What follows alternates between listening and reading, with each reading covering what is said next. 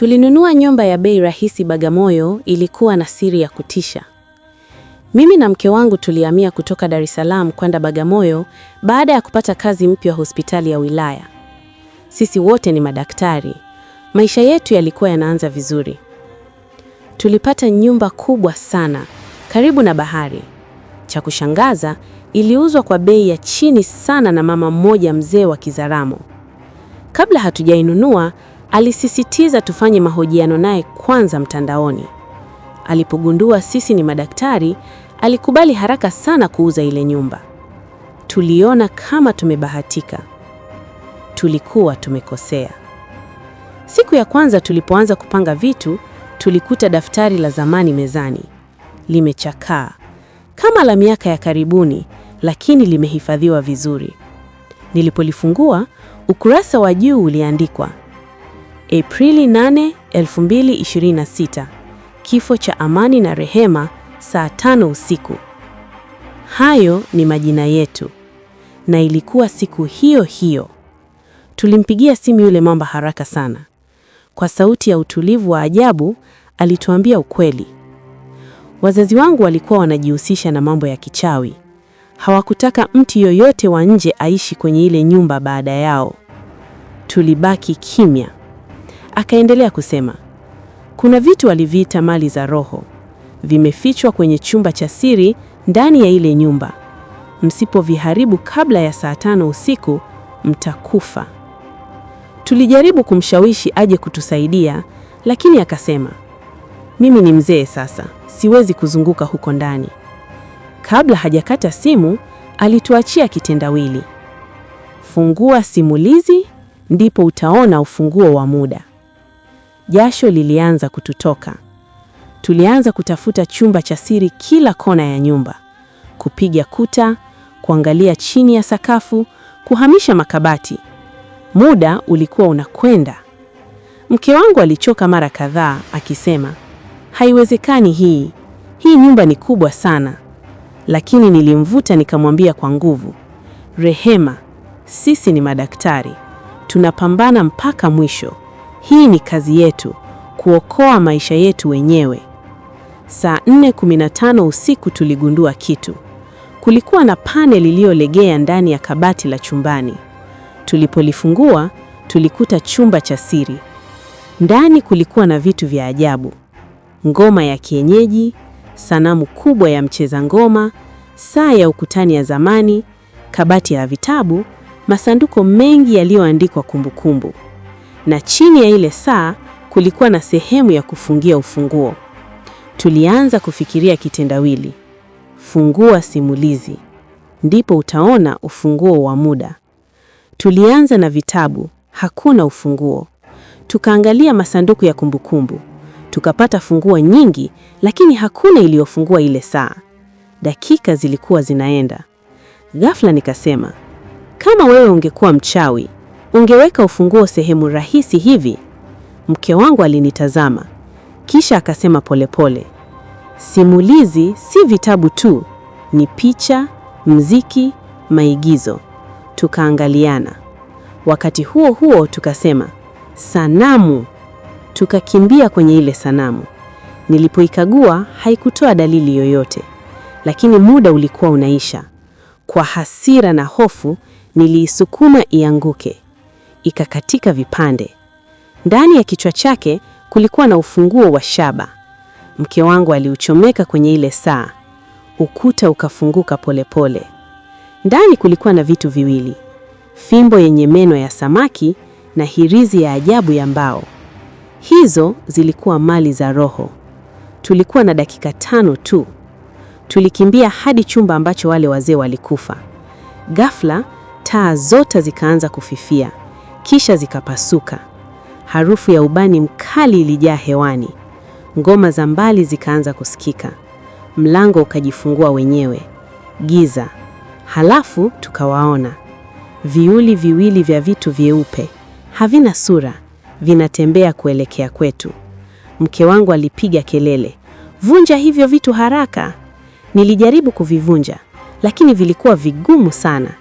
Baridi kali ilianza kupita mwilini mwangu.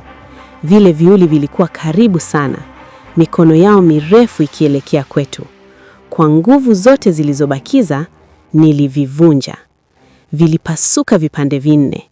Mosho mdogo ukatoka. Vile viuli vilipiga kelele ya kutisha, kisha vikapotea. Taa zikarudi. Tulikuwa tumepona. Asubuhi iliyofuata tulienda kumtafuta yule mama mzee.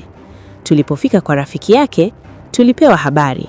Alifariki jana usiku saa 5 kamili, akiwa alilala, akitabasamu. Baada ya mazishi ya yule mama mzee kule Bagamoyo, mimi na mke wangu tuliamua kurudi kwenye ile nyumba. Kwa kweli, tulikuwa tunataka kuuza ile nyumba haraka iwezekanavyo. Hatukutaka tena kusikia mambo ya kichawi. Lakini kuna kitu kilikuwa hakijakaa sawa. Usiku wa siku ya 3 baada ya tukio, nilishtuka usingizini. Saa ilikuwa saa 3 usiku. Kulikuwa na sauti ya kitu kama upepo, lakini haikuwa upepo wa kawaida. Ilikuwa kama sauti ya mtu anayepumua polepole karibu na dirisha. Nilimwamsha mke wangu. Tulimaliza kila kitu, sivyo? Aliuliza kwa hofu. Sikumjibu, kwa sababu hata mimi sikuwa na uhakika. Tuliamua kurudi tena kwenye kile chumba cha siri. Safari hii hakikuwa na giza wala vitu vya kutisha, lakini kulikuwa na kitu kipya. Kwenye sakafu kulikuwa na kikaratasi kidogo ambacho hatukuwahi kukiona kabla. Nilikiokota kwa mikono inayotetemeka. Kiliandikwa, mnavyofikiri mmevunja, mmefungua. Moyo wangu ulianza kupiga kwa kasi. Rehema, hii ina maana gani? Hakujibu. Alikuwa ameangalia kitu kingine. Ndani ya ile saa ya ukutani, ile tuliyotumia kufungua mlango, kulikuwa na mwanga mdogo sana ukitoka. Tulipoiangalia vizuri, kulikuwa na sehemu nyingine ya siri ndani yake. Tulipoifungua, tulienda kifuko kidogo cha kitambaa. Ndani yake kulikuwa na pete ya zamani, karatasi nyingine na picha ya familia ile ile ya wachawi. Nilisoma ile karatasi kwa sauti. Laana haikuwekwa kwa nyumba, bali kwa mali. Mliyeivunja, mmeiachia. Tuliganda. Mke wangu akasema kwa sauti ya chini, hii ina maana tulipaswa kuifunga, si kuivunja. Ghafla upepo mkali ulivuma ndani ya ile nyumba, wakati milango yote ilikuwa imefungwa. Picha ile ya familia ikaanguka chini yenyewe, na sauti ile ya ngoma ikaanza tena. Safari hii ikiwa karibu zaidi. Lakini kabla hatulikimbia, niliona kitu. Kwenye ile picha ya familia kulikuwa na pete ile ile niliyoshika mkononi. Nilihisi kama kuna kitu kinanielekeza. Nilimshika mke wangu nikasema, tulia, safari hii hatukimbii. Tulirudi kwenye kile chumba walichofia wale wazee. Sauti ya ngoma ilikuwa inazidi. Baridi kali ilianza tena, lakini safari hii sikutetemeka. Nilimpa mke wangu ile pete, nikachukua ile karatasi, kisha nikasema kwa sauti, kama hii ni mali yenu, basi tunairudisha kwenu, hatuitaki.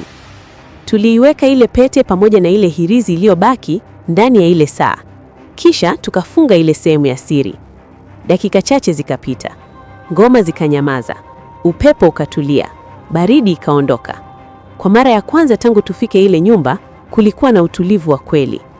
Usiku huo tulilala bila hofu. Hakuna ndoto mbaya, hakuna sauti, hakuna vivuli. Miezi 2 baadaye, hatukuuza ile nyumba. Tulibaki kuishi pale pale. Na ajabu zaidi, maisha yetu yakaanza kubadilika. Tulipata mafanikio kazini, wagonjwa wetu walituamini zaidi, na hata afya zetu zilikuwa bora kuliko zamani. Siku moja jioni, tulikuwa tumekaa nje tukitazama bahari. Mke wangu akaniambia, unajua, labda hawakuwa wabaya. Nikamuuliza, unamaanisha nani? Akatabasamu kidogo. Wale wazee, labda walikuwa wanalinda kitu, si kuumiza. Nitazama ile nyumba. Kwa mara ya kwanza, siioni tena kama sehemu ya hofu, bali sehemu ya historia.